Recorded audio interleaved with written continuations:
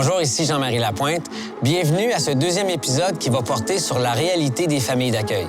C'est des gens de cœur. Vous allez le voir, c'est des gens qui, grâce à leur dévouement, ont permis à des enfants qui ont vécu des problématiques particulières d'avoir droit à plus de stabilité, puis surtout d'être entourés de gens qui les aiment et qui répondent à leurs besoins de base. Être une famille d'accueil, c'est-tu quelqu'un aussi qui vous avait encouragé à le faire? On s'était dit qu'on aurait 4 enfants puis que le petit dernier, on se ferait un cadeau qu'on l'adopterait.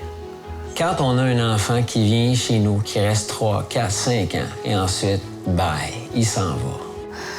Ça te fait quelque chose, mais tu laisses partir en me disant que la petite graine que t'as germée va faire une différence. On se sent triste parce que souvent, quand ça fait longtemps qu'on a eu quelqu'un qui est venu, puis moi j'étais vraiment proche, puis ça fait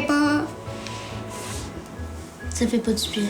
Il y a beaucoup d'enfants et d'adolescents qui sont dans des situations inimaginables. Parlez-moi d'un moment ou de moments avec un S magique. J'ai une cocotte qui était déchirée avec une mère toxicomane, puis avec nous, puis là, elle fait, je vois pas bien. Je dis, bien, sûrement que ta maman, elle t'aime à sa façon, elle t'aime mal.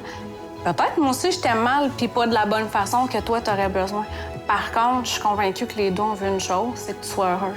Fait que moi, là, aujourd'hui, là, je te donne le droit d'être heureuse. Il y a des personnes qui, la seule chose qui compte, c'est le lien de sang, mais dans le fond, ça, c'est pas important. L'amour, c'est plus fort que tout. Quand les enfants sont arrivés, souvent, ils me demandaient de dire qu'est-ce que vos parents font comme travail. Puis moi, je disais toujours aux enfants que mon travail, c'était de réparer les cœurs. Comme vous venez de voir, ça prend vraiment du monde extraordinaire pour devenir famille d'accueil.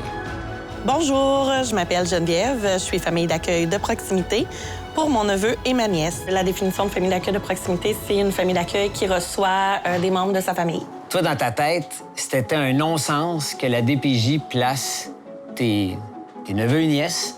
Non, on peut pas les laisser aller dans une autre famille.